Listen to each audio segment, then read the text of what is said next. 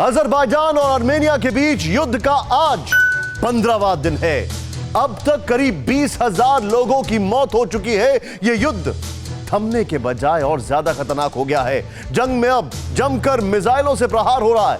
तुर्की ने कहा है कि जब तक अजरबैजान की जमीन से आर्मेनिया का कब्जा नहीं हटेगा, तब तक तुर्की और अजरबैजान की सेना मोर्चे पर डटी रहेगी। तुर्की का यह बयान उस वक्त आया है जब युद्ध विराम उल्लंघन से पुतिन नाराज हैं।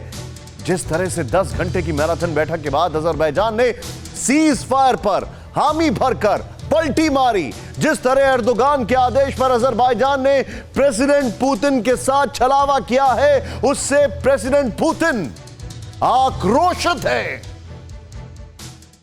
नागोर्नो काराबाख में बारूदी संग्राम का ये दूसरा संस्करण भर नहीं है। ये सीधे सीधे अपमान है प्रेसिडेंट पुतिन का।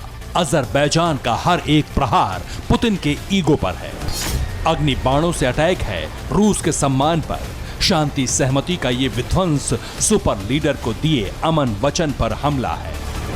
लिहाजा रूस के साथ ये छलावा अजरबैजान को बहुत भारी पड़ने वाला और ज्यादा घातक होगा और विध्वंसक प्रतिघात होगा और विनाशक वार पलटवार होने वाला है नागोर्नो काराबाख के मैदान में। आर्मेनिया के शहरों पर शांति की दीवार पर अशांति अब तक की सबसे खूनी कहानी लिखने वाली है, क्योंकि तुर्की के इशारे पर अजरबैजान ने इस बार पुतिन के आदेश का उल्लंघन किया है। एर्दोगान का धोखा, प्रेसिडेंट पुतिन से बड़ा छलावा। पुतिन का प्राण, अजरबैजान का निकलेगा प्राण। वार्ता नहीं, अब रण होगा। विश्व युद्ध भीषण होगा। एर्दोगान के उकसावे पर अजरबैजान ने जिस तरह युद्ध विराम की धज्जियां उड़ाई, जिस तरह से शांति की सहमति को छिन्न भिन्न किया, उसने घनघोर युद्ध की आशंका के बादल को और वृहद आकार दे दिया है। प्रेसिडेंट पुतिन अब कैसे बारूदी प्रलय लाएंगे ये बताएंगे, मगर उससे पहले देखिए कि युद्ध के 15वें दिन की स्थिति क्या है। ये दृश्य आर्मेनियाई इलाके का है, अजरबैजान के आक्रमण के बाद का है, युद्ध विराम के उल्लंघन के बाद का है। अजरबैजान की सेना ने ड्रोन से हमला कर आर्मेनिया की सेना की धज्जियां उड़ा दी। युद्ध विराम के बाद से अजरबैजान जंग में टारगेट किलिंग को बढ़ावा दे रहा है।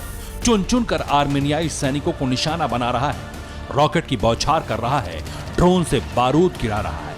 जबरदस्त तबाही मची हुई है। हालांकि आर्मेनिया भी अजरबैजान पर जोरदार पलटवार कर रहा है। आर्मेनिया सीधे सीधे मिसाइलों से अटैक कर रहा है। यह हमला नागोर्नो काराबाख के अजरबैजानी इलाके में भी हो रहा है और शहरों पर भी। यह तस्वीर अजरबैजान के दूसरे सबसे बड़े शहर गांजा की है, जो युद्ध नीति के पिंडदान के अगले दिन से ही आर्मेनिया के टारगेट पर है, जहां लगातार आर्मेनिया मार्का हथियारों से प्रहार जारी है।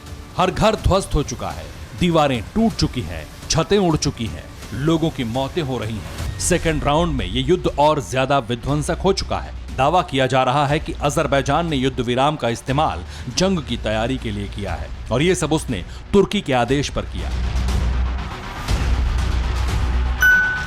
बातचीत के दौरान अजरबैजान ने बड़ी तादाद में गोला बारूद इकट्ठा किया। अब उसी गोला बारूद से तुर्की की सेना अजरबैजान की तरफ से आर्मेनिया पर हमला कर रही है। दावा किया जा रहा है कि F-16 फाइटर जेट से तुर्की की सेना बारूद बरसा रही है। आर्मेनिया के शहर स्टेपनकर्ट की ये तस्वीर है। तुर्की की सेना अब आर्मेनिया के धार्मिक स्थलों को टारगेट कर रही है। चर्चों पर हमले हो रहे हैं।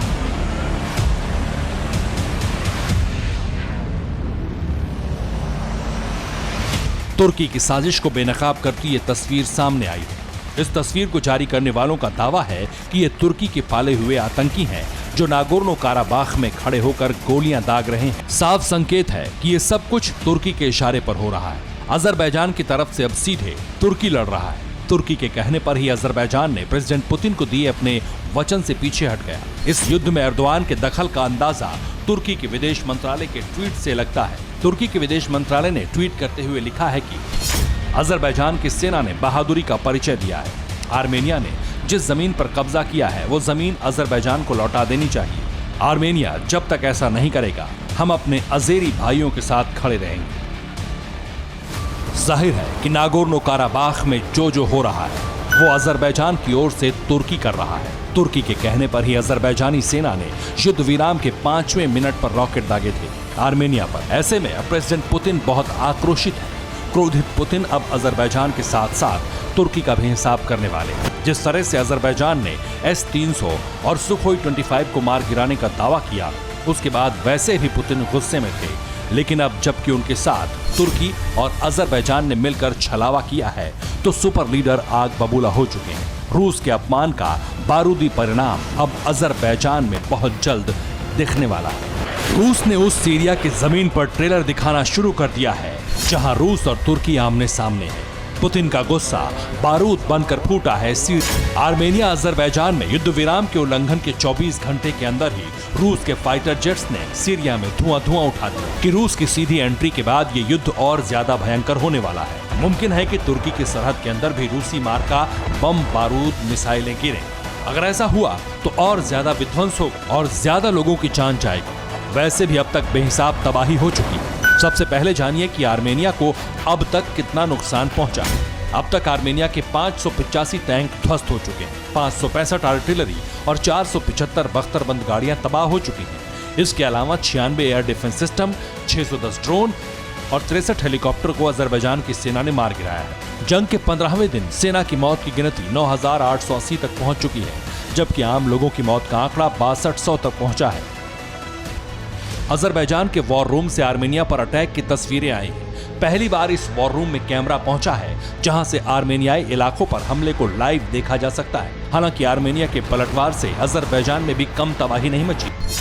अजरबैजान के 380 ड्रोन अब तक आग का गोला बनकर गिर चुके हैं। 55 हेलीकॉप्टर और 28 एयरक्राफ्ट को आर्मेनिया की सेना ने मार गिराया है। इसके अलावा 410 बख्तरबंद गाड़ियां, 48 रॉकेट लॉन्चर को आर्मेनियाई सेना ने नेस्तनाबूद कर दिया। आर्मेनिया से थोड़े से ही कम 7,380 अजरबैजानियाई सैनिकों की इस युद्ध में मौत हुई है, जबकि 4100 आम लोगों ने भी आर्मेनियाई हमले में अपनी जान गंवाई है।